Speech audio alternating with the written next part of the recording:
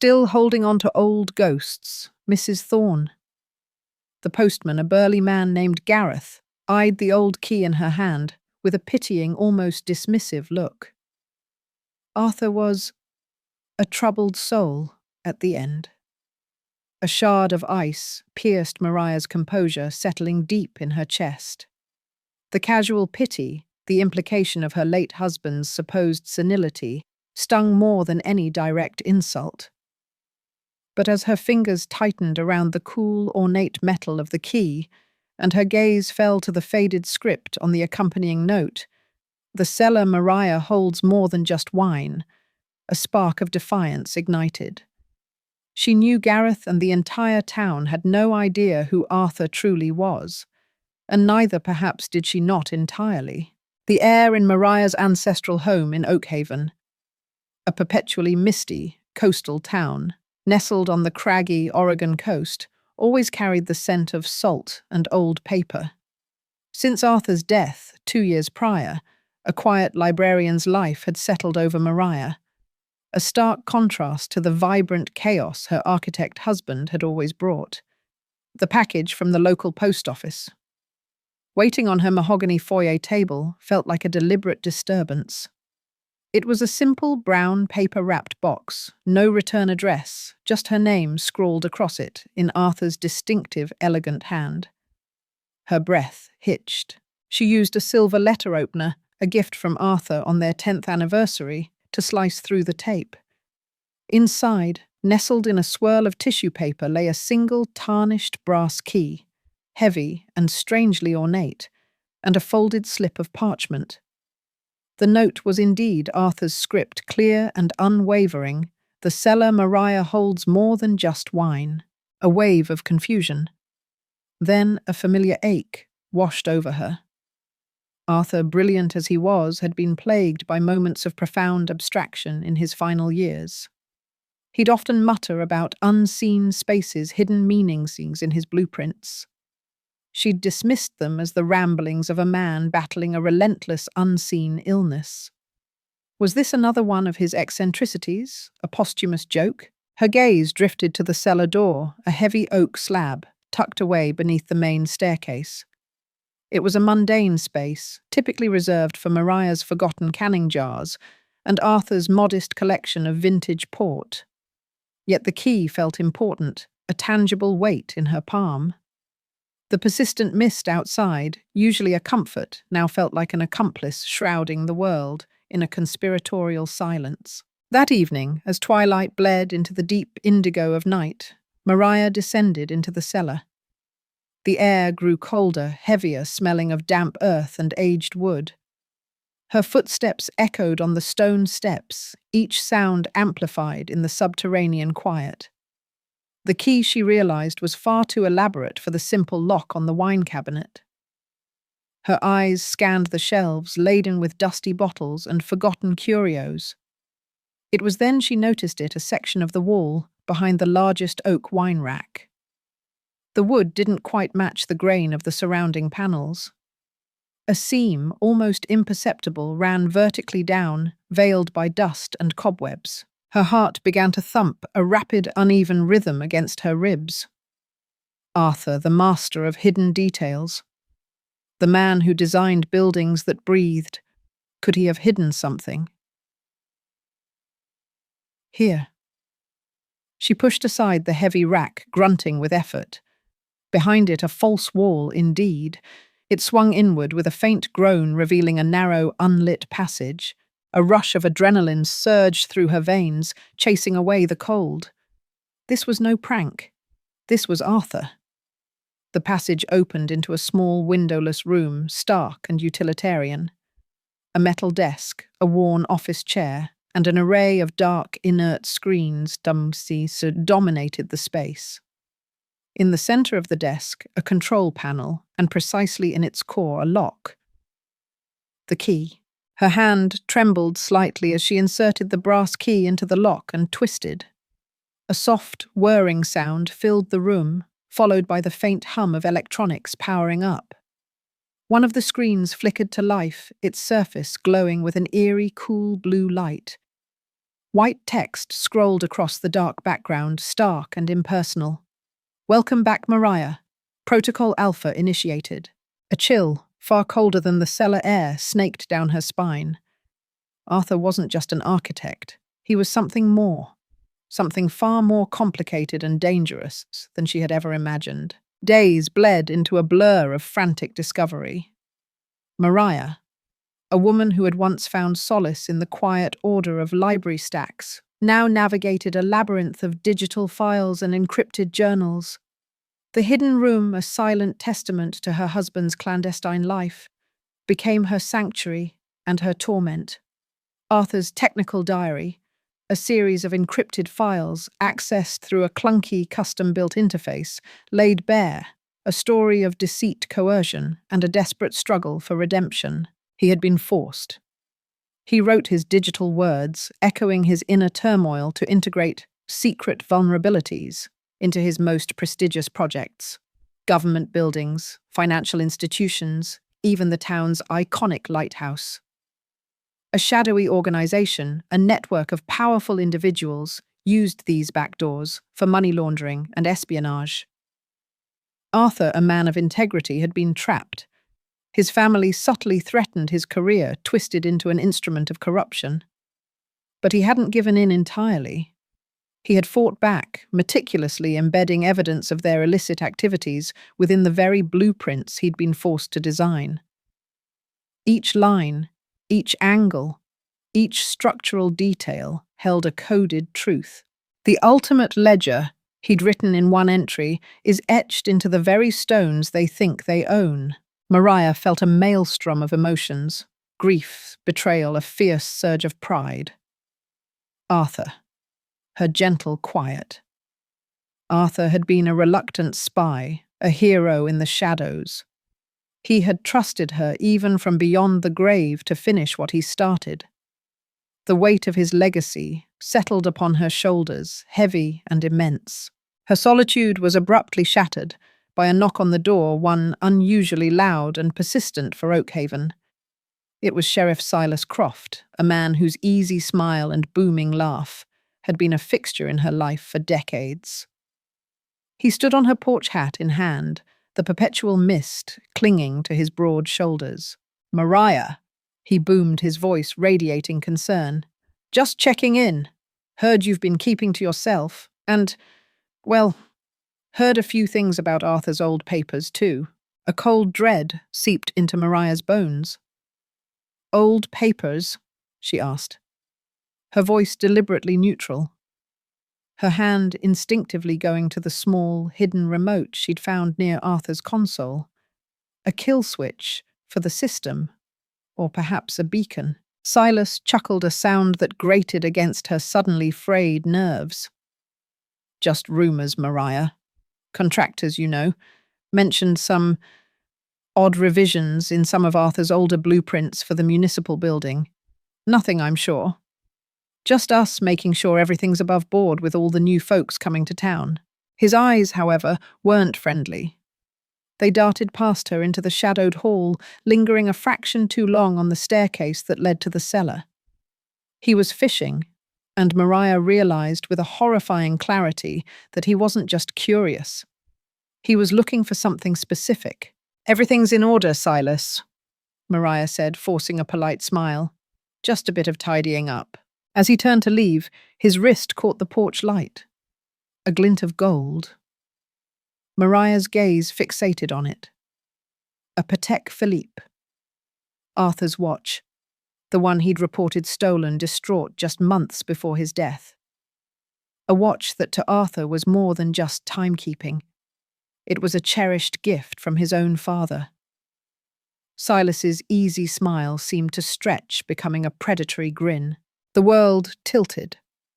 Silas Croft, the benevolent sheriff, a man who had offered condolences at Arthur's funeral, was involved.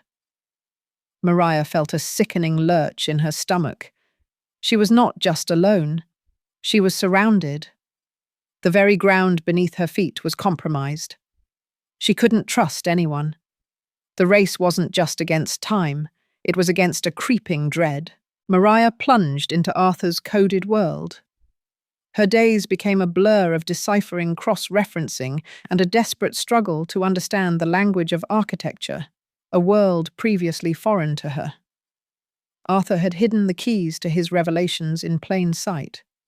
Specific anomalies in floor plans, unexpected material stresses, even the very placement of ventilation shafts. Each detail, when analyzed through his custom decryption software, revealed layers of financial transactions, shell companies, and the names of the individuals involved. She enlisted help cautiously. Not a local, not someone who could be swayed or threatened. Through Arthur's old contacts, a discreet email address led her to Javier, a brilliant reclusive cybersecurity expert based halfway across the country. He worked remotely, his voice a dispassionate calm through the encrypted comms, guiding Mariah through the complexities of data extraction.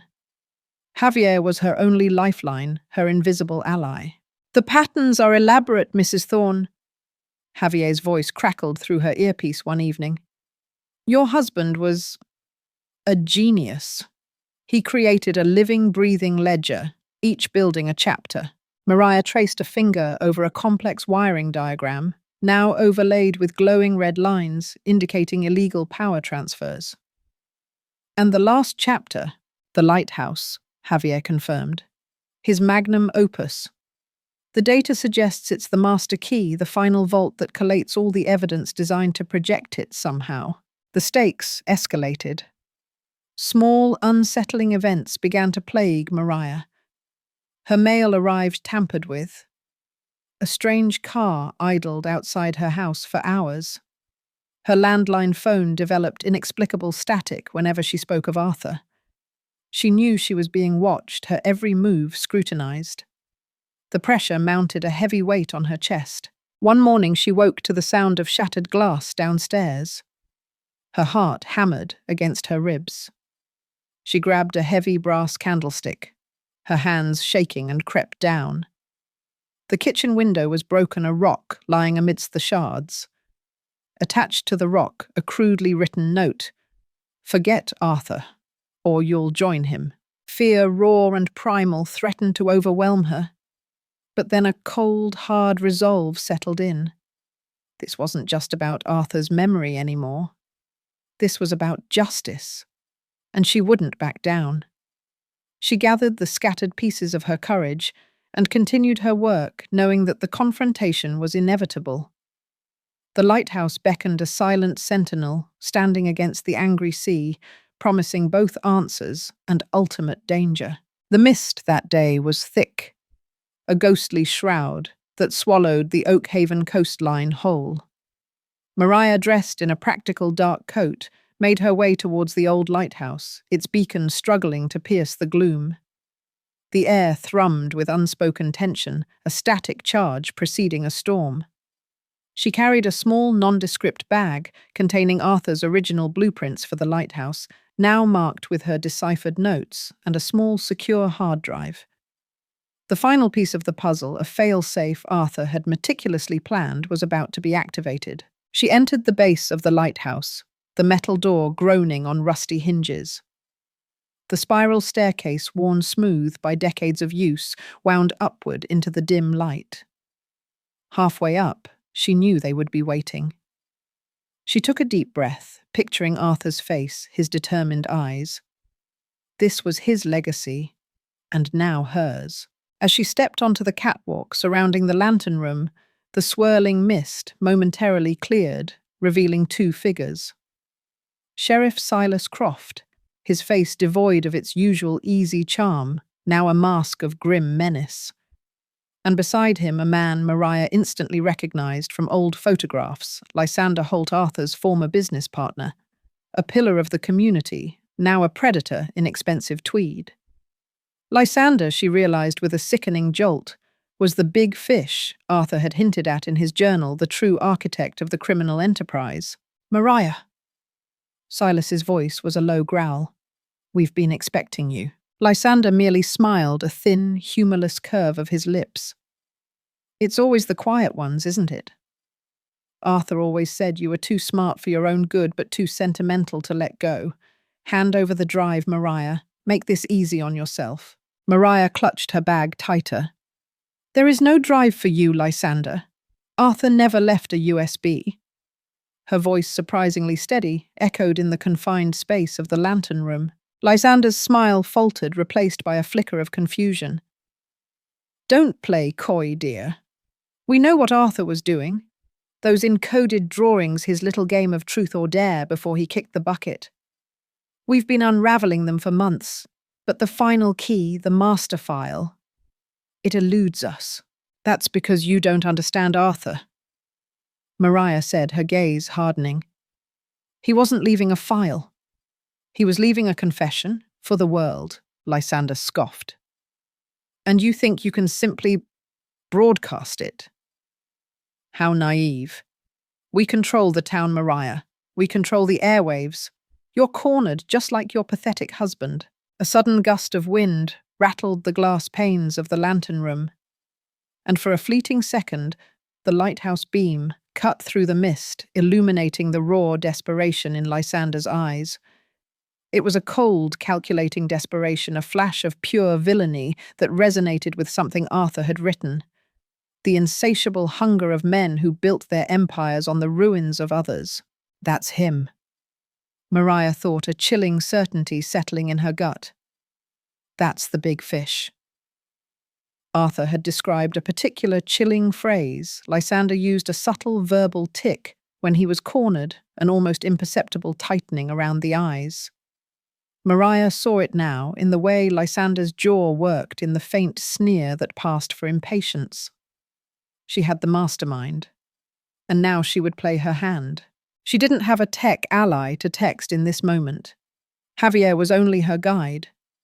This was Arthur's final solitary protocol. You're right, Lysander, Maria said, a faint, almost imperceptible tremor in her voice. I can't simply broadcast it, but Arthur could. And he did. With a swift, decisive movement, Maria activated a small, almost invisible panel she'd discovered on the console inside the lantern room. It wasn't the master lever, but a preliminary sequence, a system pre-check. A low hum resonated through the lighthouse, growing in intensity. Lights flickered. Silas lunged, but Maria was quicker, stepping back towards the central control panel Arthur had designed. You see, Lysander, Maria continued, her voice gaining strength. Arthur knew you'd try to steal his legacy. So he turned this lighthouse, his masterpiece, into the very instrument of your undoing. It's not just a beacon of light. It's a fortress. And a projector. The sound of sirens, faint but unmistakable, began to wail in the distance, cutting through the heavy mist. Silas and Lysander exchanged a furious glance. You have no idea what you're doing, Silas roared, lunging again, but Maria was already there, her hand on the main lever. With a primal surge of strength, she yanked it down. The entire lighthouse shuddered.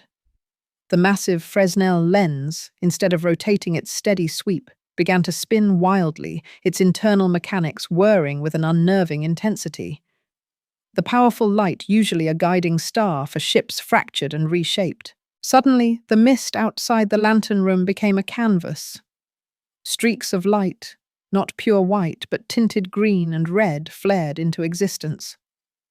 As the lenses continued their frantic rotation, coherent images began to form, projected onto the thick, swirling fog. Diagrams, flowcharts of money trails, names and dates appeared in glowing, undeniable clarity, etched onto the very fabric of the night sky. The evidence, Arthur's meticulous, damning evidence, was being broadcast for all of Oakhaven to see. The names of shell corporations' offshore accounts and the individuals behind them, including Silas Croft and Lysander Holt, were emblazoned against the misty sky. Below, the town's small harbour came alive.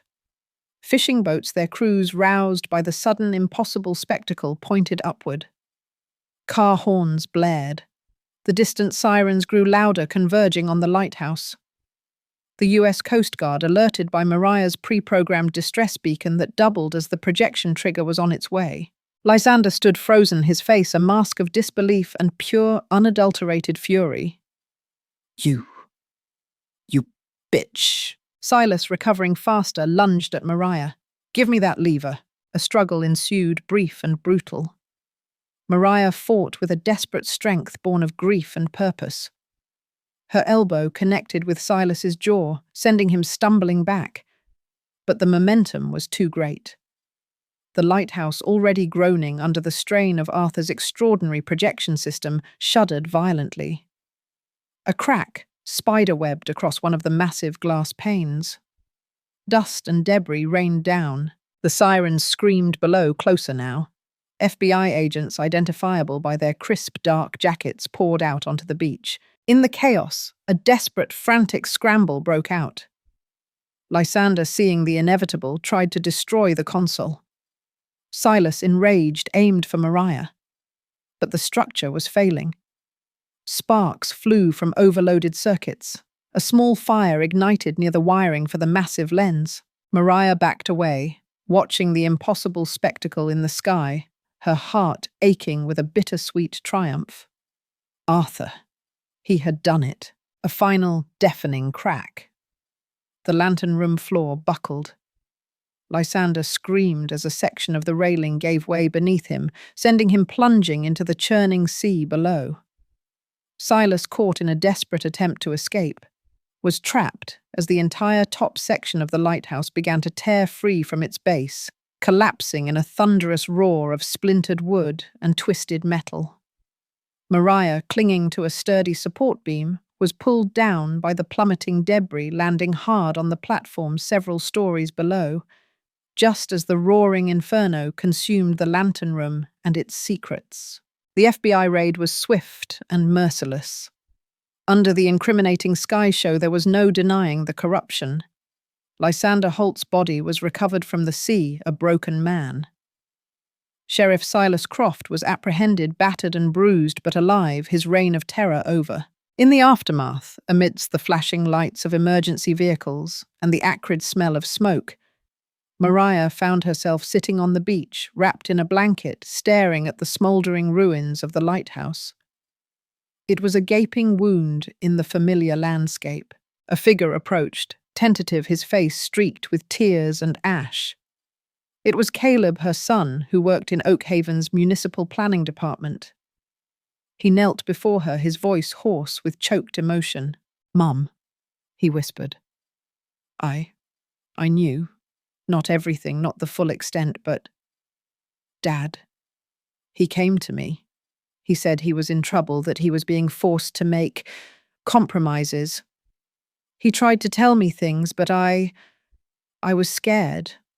I told him to be careful, to not rock the boat. I didn't want my career to be ruined. I was a coward, Mum. I knew. And I did nothing. Mariah looked at her son, seeing not a man but a boy, broken by guilt. The revelation cut deep, a fresh wound on top of the old ones. Her own son, Arthur's son, had known and stayed silent. The pain was immense, a heavy, suffocating burden. But looking into Caleb's eyes, seeing the raw, unvarnished truth of his fear and regret, Mariah felt a profound, weary understanding. "Arthur gave his life for what was right, Caleb," she said, her voice raspy. "He trusted you to understand, to stand with him." She paused, letting the silence stretch between them, heavy with unspoken accusations and missed opportunities. "But it's not too late to choose a side now. If you want to honor your father, truly honor him, then you will choose justice. Not for your career, but for his memory." Caleb nodded, tears streaming freely. "Anything, Mom. Anything at all." Mariah looked at the smouldering ruins, then back at her son, a plan already beginning to form in her mind. "Then tell me everything you know. Every whisper, every rumor, every odd request related to Arthur's projects that you brushed aside." The immediate aftermath was a whirlwind of investigations, interrogations, and the morbid curiosity of a town shaken to its core. The FBI, armed with the indelible evidence projected onto the misty sky, swiftly dismantled the local syndicate. Silas Croft, stripped of his badge, faced a lifetime in prison. Lysander Holt, the architect of so much corruption, found his final judgment in the cold waters of the Pacific. But the true extent of the network, the powerful figures beyond Oakhaven who had manipulated Lysander and Silas, remained elusive. Arthur's journal hinted at shadowy organization with far-reaching tentacles, and Maria knew her work was far from over. She spent the following year retreating from public life, a grieving widow seeking solace in the quiet solitude of her home. The townsfolk whispered about her, some with pity, others with a hint of awe for the woman who had brought down the corrupt sheriff. Maria cultivated the image of fragility of a woman broken by loss, lost in memories. She wore muted colours, rarely left her house, and when she did, her eyes held a distant, sorrowful gaze. But beneath this carefully constructed facade, a steel-hard resolve had taken root. Her ancestral home, once a place of shared memories, became her command centre. The hidden room, now more familiar than her own kitchen, housed Arthur's console, its blue glow her silent companion through long, solitary nights. Javier, her unseen ally, remained her constant contact, guiding her through the digital wilderness. The patterns are undeniable. Maria. Javier's voice, a calm, measured presence, often filled the quiet room. Lysander was a regional manager, a very effective one. But the parent company, the consortium, as Arthur called them, operates on a global scale. We're looking at money laundering operations that span continents. Intelligence gathering that targets nation-states, not just small towns. Maria, her fingers flying across the keyboard, cross-referenced Arthur's coded blueprints with publicly available corporate registries. Arthur mentioned their signature, an investment scheme involving seemingly legitimate shell companies acquiring distressed coastal properties. Oakhaven was just one node. Caleb, humbled and determined to atone, became her reluctant, invaluable insider. He provided her with access to municipal planning documents, historical property deeds, and confidential council minutes, all under the guise of cleaning up Arthur's files for the ongoing investigations. He was meticulous, fearful, but utterly loyal. "Mum," he'd say. During their hushed phone calls, his voice barely a whisper. "There's a series of property acquisitions by a holding company called Horizon LLC. They've bought up almost all the undeveloped beachfront in Seabreeze south of us." Same pattern Arthur described, undervalued, then suddenly snapped up at above market rates. "They're doing it again. Horizon." Maria repeated, committing the name to memory. "Find out who's behind it, Caleb. Every name, every registered agent." Maria's method was subtle, patient, and utterly ruthless. She learned to blend into the social fabric she secretly despised, attending town council meetings, charity auctions, and even the occasional polite dinner party. Her ears open, her eyes observant. She had to identify the new players, the emissaries of the consortium, who had replaced Lysander and Silas. One such figure was Bartholomew Bart Finch, a portly, jovial man who had recently moved to Oakhaven, ostensibly as a retiree seeking a quieter life. He quickly became a fixture at the local yacht club, generous with his liquor and his advice, charming everyone with his self-deprecating humour. Maria knew better. Arthur's journal contained a cryptic reference to a golden finch, a man with a penchant for high-stakes gambling and a background in corporate restructuring. Finch was too perfect a match. At a local fundraiser for the revitalized lighthouse, a project Maria publicly supported with carefully feigned enthusiasm, she found herself cornered by Finch. He clasped her hand with a clammy grip, his eyes twinkling. "Mrs. Thorne, a pleasure as always," he boomed, his breath smelling faintly of whiskey and expensive cigars. Such a tragedy about Arthur. A visionary. Always admired his work. "And you, my dear, you've handled it all with such grace, truly inspiring." Maria offered a fragile smile. "Thank you, Mr. Finch. It's been a difficult time, but Oakhaven is my home. I want to see it thrive. Indeed, indeed. Finch nodded vigorously. Which is precisely why I'm here. Investing in our beautiful coastline. As your horizon, you know. Good for property values, good for the community. He leaned in, his voice dropping conspiratorially. Between you and me, Mariah, there were some irregularities in the previous ownership chain of those beachfront plots. Lysander Holt, God rest his soul, was a bit of a cowboy. Cut corners. We're just trying to streamline things, make sure everything's above board for our investors. Mariah's pulse quickened. He was admitting a connection to Lysander, however veiled. And he was probing. Oh, really? She murmured, feigning polite surprise. How dreadful. I just hope all those irregularities have been properly accounted for. Arthur was always so particular about legal documentation. Finch chuckled a guttural sound. Arthur was a stickler, bless his heart. But sometimes, my dear, the wheels of progress need a little grease. Rest assured, Azure Horizon is perfectly clean. We've brought in the best legal minds from the city to ensure it. He winked.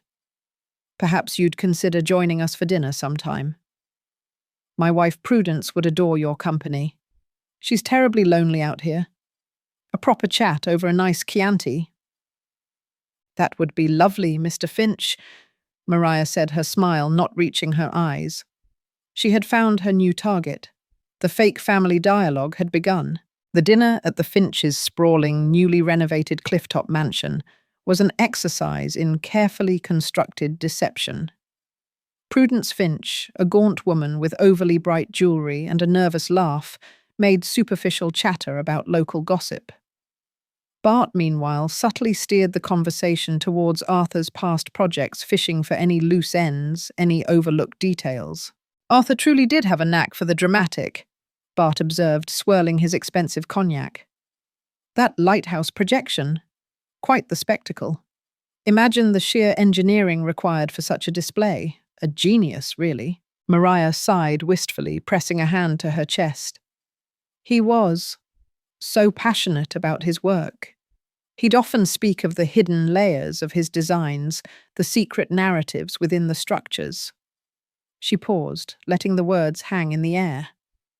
I suppose that's what made him so unique. He believed a building should tell a story, even if no one else could read it. Bart's eyes narrowed, a flicker of something unreadable in their depths. Hidden narratives, you say, fascinating. One always wonders what true artists might hide in plain sight, doesn't one? For posterity, perhaps. Perhaps, Mariah agreed. Taking a delicate sip of her wine, observing him over the rim of the glass. She saw the calculation behind the jovial facade, the predatory intelligence. He wasn't just fishing for information. He was assessing her, weighing her perceived weakness against her potential threat. He was trying to figure out if she knew how. Arthur had done it, if she held the key to deciphering his remaining secrets. Mariah spent weeks subtly gathering information on Azure Horizon. Caleb confirmed that their legal team was led by a firm notorious for aggressive land acquisitions and shell company creation. With Javier's help, Mariah began to piece together the global scope of the consortium's operations, correlating Arthur's coded blueprints with the financial transactions linked to Azure Horizon. It was a vast, intricate web of corruption, far larger than Oakhaven.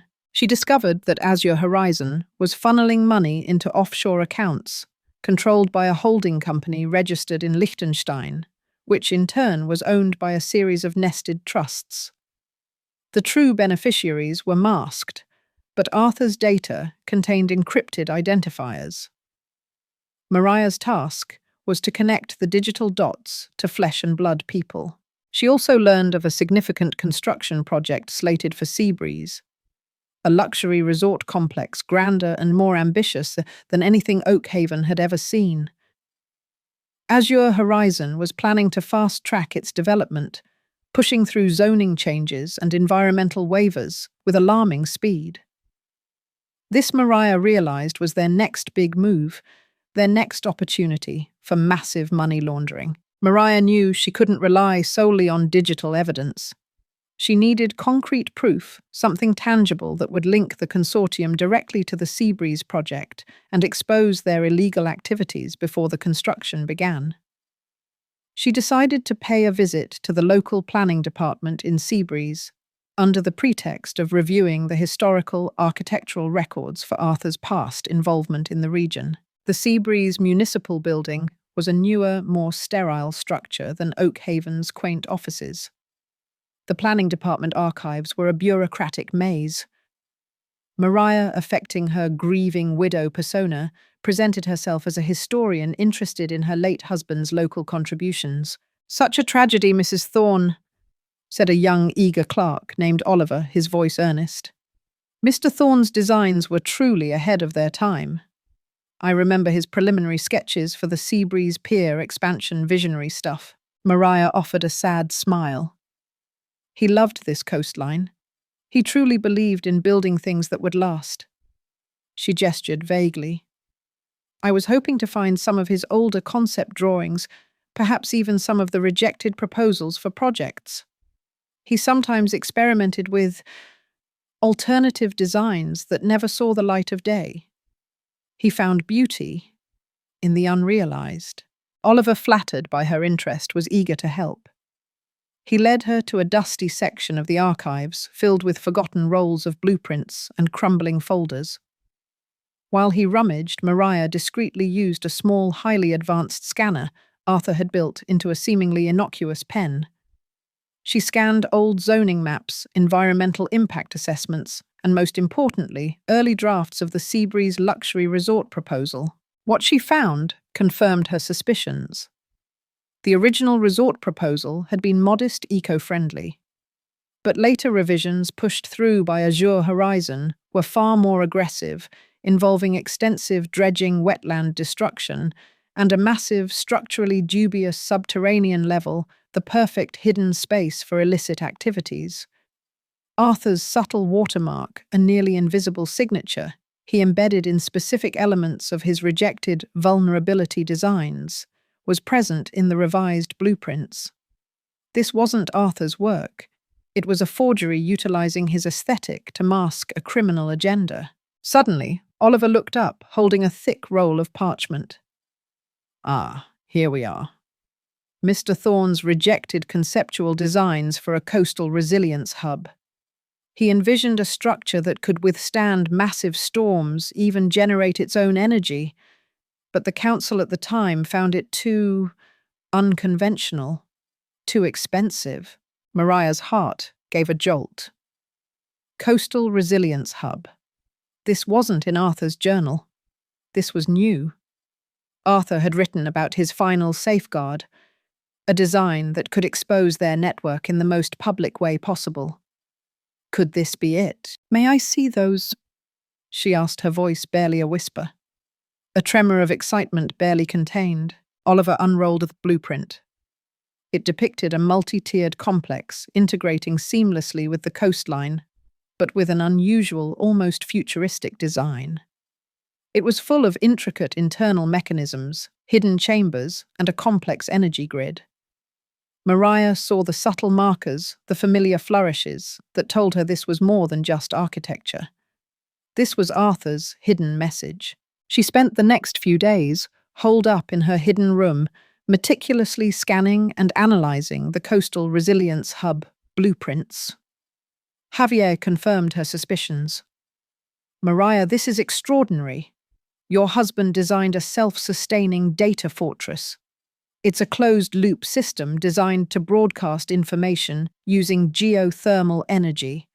It's a smaller, more refined version of the lighthouse, and it's meant to be undetectable until activated." "Where is it?" Mariah asked, a surge of adrenaline coursing through her. Javier zoomed in on a specific corner of the blueprint. "The location data is coded within the energy output schematics. It's not built yet, Mariah. It's a conceptual design, but the plans detail the ideal geological coordinates for its construction. And it seems Horizon's proposed luxury resort, the one you mentioned, is slated for that exact spot." Mariah felt a cold dread mix with a burning resolve. They were building Arthur's coastal resilience hub for him unknowingly, but for their own nefarious purposes. They would unknowingly build the very instrument of their downfall, and she would be there to activate it. Mariah initiated her counter-protocol. She began to subtly leak information to a trusted independent journalist she had identified through Arthur's contacts, an investigative reporter named Elias Vance, known for his relentless pursuit of corporate corruption. She fed him just enough verifiable details about Azure Horizon's questionable land acquisitions and environmental waivers in Seabreeze to pique his interest. Always careful to keep herself anonymous, communicating through encrypted dead drops and untraceable emails. She was the ghost behind the curtain pulling the strings. Elias. Her anonymous email would read, "The Seabreeze Resort is not what it seems. Look closer at the zoning changes, the environmental impact statements. There's a pattern of expedited approvals bypassing standard procedure. Someone powerful is pulling strings." Elias, a seasoned bloodhound, quickly picked up the scent. His articles began appearing in national newspapers, subtly questioning Azure Horizon's practices, hinting at larger corporate malfeasance. The pressure on the company mounted. Meanwhile, Mariah deepened her infiltration into Oak Haven's social circles. She cultivated a fragile friendship with Prudence Finch, offering a sympathetic ear, lamenting the loneliness of widowhood and the burden of societal expectations. Prudence, starved for genuine connection amidst her husband's secretive dealings, confided in Mariah about Bart's increasingly erratic behavior, his late-night calls, his coded conversations. "He's always on edge." Prudence sighed over herbal tea one afternoon in Mariah's elegant living room. "He claims it's just business high-stakes investments, but sometimes I feel like he's hiding something truly terrible. He even has a secure room in the new Seabreeze house full of strange equipment. He calls it his communication hub. Says it's essential for his international partners." Mariah's heart hammered. A secure room. A communication hub. Arthur's coastal resilience hub was designed to function as an independent data relay. This was it. "Oh, Prudence, my dear," Mariah said, her voice laced with mock concern. "Men can be so secretive about their work, can't they? Perhaps it's just stress." Arthur was the same towards the end, always locked away in his study, muttering about designs and protocols. It was a terrible strain on him. Prudence nodded, her eyes wide. "Yes, exactly. And the codes he uses, the strange dates, the numbers he repeats. I worry about him, Mariah. I truly do." Mariah felt a surge of triumph. Prudence, unwittingly, was providing invaluable intel. The codes and dates were likely access keys, operational schedules. Bart's communication hub, in the Seabreeze property, was where the consortium intended to consolidate their illicit data, preparing it for secure global transmission. It would be their nerve center, and it would be Mariah's undoing of them. Her plan solidified. The Seabreeze Resort, with its hidden coastal resilience hub, was nearing completion. Bart Finch and the consortium were planning a lavish launch party, a grand unveiling to celebrate their new coastal empire. It would be the perfect stage for Mariah's final act. She purchased a ticket to the gala, her heart pounding with a mixture of dread and exhilaration. She would walk into the lion's den not as a victim, but as the executioner. Arthur's legacy, her own liberation, depended on it. The Seabreeze Resort glittered under a canopy of stars, a monument to unchecked ambition and illicit wealth. The air was thick with the scent of expensive perfume, fine champagne, and the salty tang of the Pacific. Mariah, resplendent in a deep emerald gown that shimmered subtly in the twilight, moved through the throng of powerful, self-satisfied guests, a silent predator in plain sight. She carried no weapon, only a small, elegant clutch bag containing the remote activator for Arthur's coastal resilience hub. Bart Finch, resplendent in a tailored tuxedo, beamed at the assembled elite, his arm draped around a subdued Prudence. He was enjoying his moment of triumph, unaware of the sword of Damocles hanging over his head. Maria slipped away from the main ballroom, making her way towards the secluded wing Prudence had described. Caleb had provided her with the layout of the Seabreeze property, showing the exact location of Bart's secure room, the integrated coastal resilience hub. It was beneath the central courtyard, disguised as a utility access point. She descended a service staircase, the muffled sounds of the gala fading with each step. The air grew cooler, carrying the damp scent of concrete and the faint hum of unseen machinery. The utility access door was unmarked, a heavy steel slab, blending seamlessly with the wall. Maria scanned it with a device Arthur had left for just such an occasion, a frequency analyzer disguised as a lipstick case. A faint energy signature pulsed behind the door. This was it. Using a set of specialized lock-picking tools, Maria carefully bypassed the sophisticated security system. The click of the tumblers was surprisingly loud in the silence. She pushed the heavy door open, revealing a short, narrow corridor that led into a cavernous, high-tech chamber. It was exactly as Arthur's blueprints had described a subterranean data fortress. A sleek, minimalist space filled with rows of servers, glowing screens, and complex wiring. This was the consortium's global communications hub, their secure sanctuary, and it was built on Arthur's design. On a central control panel, a familiar lock gleamed identical to the one in her cellar. The key, the original brass key from Arthur's package, now nestled in her palm. Her heart pounded a frantic rhythm. She inserted the key, turned it.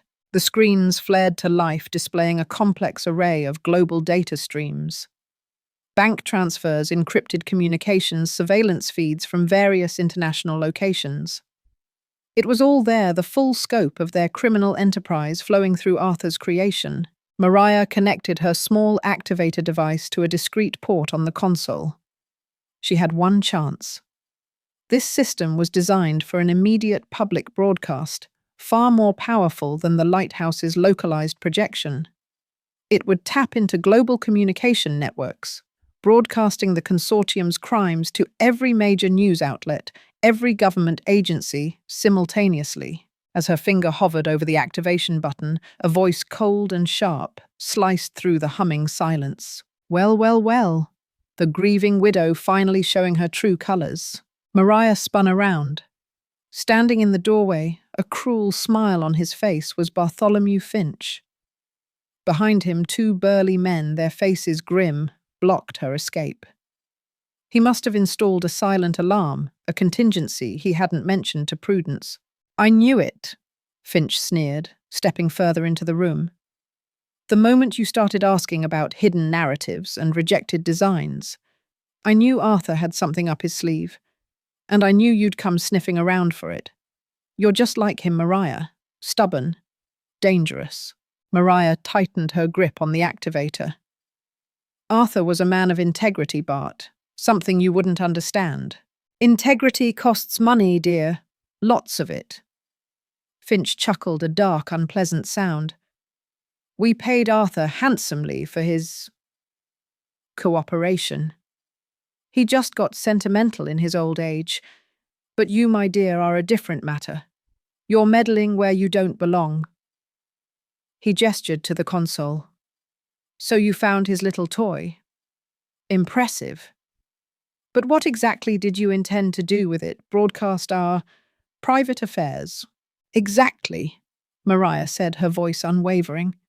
To expose you, to dismantle your entire criminal network. Finch laughed, a short, sharp bark. Oh, Maria, you truly are naive. You think this little hub is the sum total of our operations. It's just one node. We have redundancies, fail-safes. Even if you manage to hit that button by the time anyone reacts, we'll have shut it down.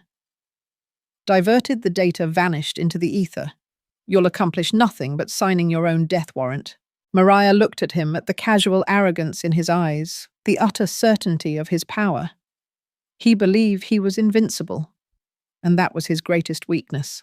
You're wrong, Bart, Maria said, a slow, predatory smile spreading across her face. Arthur didn't design this as a simple broadcast station. He designed it as a trap. For you. For the entire consortium. Finch's smile vanished. What are you talking about? This coastal resilience hub isn't just a communication center. Mariah explained, her voice gaining a chilling edge. It's a giant self-sustaining data archive. And when activated, it doesn't just broadcast your data. It mirrors it. It creates an immutable, unalterable ledger of every transaction, every communication, every illicit activity that has ever passed through your network. Arthur designed it to be an unerasable public record, stored and replicated across multiple hidden servers globally, powered by its own geothermal energy. Once it's on, it can't be stopped. It can't be deleted. It will be the permanent digital tombstone of the consortium. Finch's face paled. He lunged forward, a desperate animalistic roar tearing from his throat. "No, you lying bitch, stop it!" But Mariah was faster.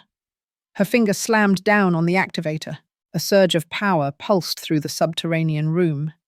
The servers hummed with a fierce, resonant thrum. The screens, instead of merely displaying data, began to project complex algorithms, flowcharts, and corporate logos into the very air holographic projections of Arthur's unerasable ledger. Finch scrambled to the console, frantically pressing buttons, yelling at his men to stop it. But it was too late. The system, once activated, was autonomous, irreversible. Above them, the Gala continued oblivious to the digital earthquake that had just rocked their world. But in the depths of Arthur's masterpiece, the true story of the consortium was being written into the eternal digital record, a story that would soon be known to all. Mariah stood amidst the glowing projections, a calm, defiant figure, a quiet librarian who had brought down an empire. The aftermath was cataclysmic. Within hours, news channels around the globe erupted with breaking stories of a massive, unprecedented data leak exposing a global criminal syndicate. Governments launched investigations. Financial markets reeled.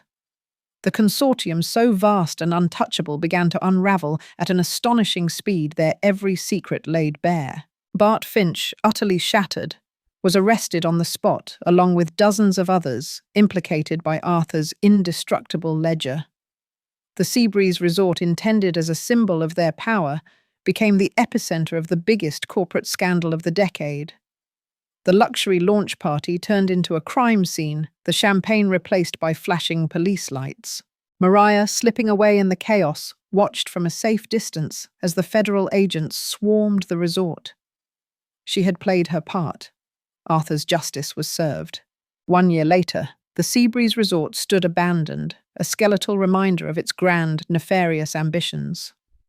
Construction had ceased, legal battles raged, and the site remained a testament to the consortium's downfall. The coastal resilience hub, deep beneath the earth, continued its silent work, an eternal archive of corruption. Mariah stood on the pristine beach, the wind whipping her hair, the roar of the waves a soothing balm. She didn't look back at the resort. Her gaze was fixed on the horizon, on the limitless expanse of the ocean. She still lived in Oakhaven, but her life had changed irrevocably. She had quietly donated her portion of Arthur's estate, augmented by the reward money from the FBI, to a foundation dedicated to environmental protection and ethical architectural practices. She sold her old house, no longer needing the hidden room, and moved into a smaller cottage overlooking the sea, a place of quiet contemplation. Her phone buzzed. It was an email, an old encrypted address. The sender was Arthur Vance. It was the final automated message programmed to be sent only if Protocol Alpha had successfully dismantled the consortium. The subject line read, "For my Mariah." She opened it. The message was short, direct, and utterly Arthur. "My dearest Mariah, if you are reading this, then you have done it.